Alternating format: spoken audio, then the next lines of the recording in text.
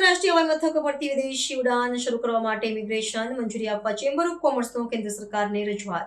રાજકોટ સ્થિત આંતરરાષ્ટ્રીય હવાઈ મથક પરથી વિદેશી વિમાની સેવાઓ શરૂ કરવા થઈ રહેલા વિલંબને પગલે વેપારી આલમમાં ચિંતાનું મોજું ફરી વળ્યું છે. આ સંદર્ભે રાજકોટ ચેમ્બર ઓફ કોમર્સ દ્વારા કેન્દ્રીય ગૃહ મંત્રાલયને લેખિત રજૂઆત કરવામાં આવી છે, જેમાં હવાઈ મથક પર ઇમિગ્રેશનની કામગીરી માટે તાત્કાલિક આખરી મંજૂરી આપવાની માંગણી કરવામાં આવી છે. આંતરરાષ્ટ્રીય કક્ષાનું માળખું ઉપલબ્ધ હોવા છતાં વહીવટી મંજૂરીના અભાવે સૌરાષ્ટ્રના મુસાફરોને પડતી અગવડતાને ધ્યાને લઈ સંસ્થાએ સરકારનું ધ્યાન દોર્યું છે. ચેમ્બર ઓફ કોમર્સના જણાવ્યા અનુસાર કેન્દ્ર સરકાર દ્વારા અગાઉ 9 મહિના પહેલા અને ત્યારબાદ 3 મહિના પૂર્વે એમ 2 તબક્કે હવાઈ મથક પર જરૂરી સર્વેક્ષણની કામગીરી પૂર્ણ કરવામાં આવી છે. વિવિધ વિમાની કંપનીઓએ પણ રાજકોટથી દુબઈ અને બેંકોક જેવા શહેરો માટે સીધી ઉડાન ભરવાની તૈયારી દર્શાવી છે.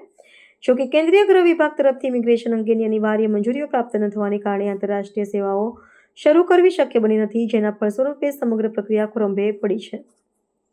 હાલમાં હવાઈ મથક પર કસ્ટમ્સ સહિતની અન્ય આનુષંગિક વ્યવસ્થાઓ લગભગ પૂર્ણ થનારે છે, ત્યારે માત્ર ઇમિગ્રેશન ચેકપોસ્ટ માટેની ગૃહ મંત્રાલયની લીલી ઝંડીની પ્રતીક્ષા કરવામાં આવી રહી છે. સૌરાષ્ટ્રના ઉદ્યોગકારો અને પ્રવાસીઓ માટે આ સેવા અત્યંત મહત્વપૂર્ણ હોવાથી વેપારી મહામંડળોએ સરકારને આ વહીવટી પ્રક્રિયા સત્વરે પૂર્ણ કરવાનો અનુરોધ કર્યો છે. જો આગામી દિવસોમાં મંજૂરી મળી જાય તો સૌરાષ્ટ્રવાસીઓને વિદેશ પ્રવાસ માટે અન્ય શહેરો સુધી લંબાવવું પડશે નહીં. આજે રાજકોટ ચેમ્બર ઓફ કોમર્સના અથાગ પ્રયત્નોથી આપ સૌને ખ્યાલ છે કે રાજકોટને ગ્રીનફિલ્ડ ઇન્ટરનેશનલ એરપોર્ટની સુવિધા મળી, જેને આજે 2 વર્ષ ઉપરનો સમય વીતી ગયો છે.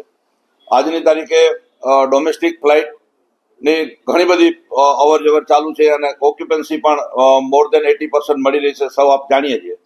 છતાં પણ અમારી પહેલેથી છેલ્લે સુધીની એક જ માગણી હતી કે ભાઈ રાજકોટને ઇન્ટરનેશનલ ફ્લાઇટ ફાળવવામાં આવે. રાજકોટ એક સૌરાષ્ટ્રનું પાટનગર હોય, એમએસએમઈ ઉદ્યોગથી ઘેરાયેલું હોય, ટુરિઝમ એટલો બધો મોટો વ્યાપમાં ફેલાયેલો હોય અને ખાસ કરીને અહીંના પબ્લિક અને વેપારી લોકોને ફોરેનની કનેક્ટિવિટી ડાયરેક્ટ ક્યાંથી મળે એના ધ્યાનમાં રાખીને અમારા પ્રયાસો એવા હતા કે રાજકોટ દુબઈ અથવા તો રાજકોટ બેંકોકની ઇન્ટરનેશનલ ફ્લાઇટ મળે. એના માટેના અમે સતત પ્રયત્નશીલ છીએ.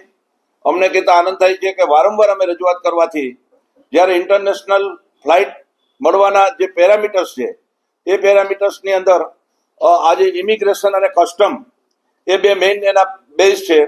તો આજની તારીખે કસ્ટમ ક્લિયરન્સનું એનઓસી પણ આવી ગયું છે અને કસ્ટમ ઓલરેડી ક્લિયર થઈ ગયું છે. વાત રહી બાકીની જે પ્રોસિજરની વાત છે, ઇમિગ્રેશનની જ્યાં સુધી વાત છે, ત્યારે ઇમિગ્રેશનની પરમિશન ભારતના નાણાં મંત્રાલયમાંથી ગૃહ મંત્રાલયમાંથી થતી હોય ત્યાં પણ અમે વારંવાર રજૂઆત કરી છે. ગુજરાત રાજ્યના ગૃહ મંત્રીમાં પણ રજૂઆત કરી છે અને એવિએશન મિનિસ્ટરમાં પણ રજૂઆત કરેલી છે. પણ અમને આશા અને વિશ્વાસ છે કે આ મહિનાના એન્ડ સુધીમાં કદાચ ઇન્ટરનેશનલ ફ્લાઇટ ચાલુ થશે એવું અમારું સ્પષ્ટ માનવું છે. ઇમિગ્રેશનની પ્રક્રિયા માટે અમદાવાદથી એની FRRO નામની એક એજન્સી છે એ આવીને ઇન્સ્પેક્શન કરી જાય. આજથી 9 મહિના પહેલા એક વખત ઇન્ટરનેશનલ એરપોર્ટની એને વિઝિટ કરેલી, ત્યારે નાના મોટા ફેરફાર કરવાની વાત હતી, એ ફેરફાર થઈ ગયા. ત્યાર પછી 3 મહિના પહેલા બીજી વખત એને રીવિઝિટ કરી અને બધું સમૂહસૂત્ર છે એવું કમ્પ્લીશન કરી અને આજની તારીખે એપ્રિલમાં દિલ્હીમાં મોકલેલી છે. મને આશા છે કે આવનારા ટૂંકા ગાળાની અંદર રાજકોટને ઇન્ટરનેશનલ ફ્લાઇટ મળશે, એમાં કોઈ શંકાને સ્થાન નથી.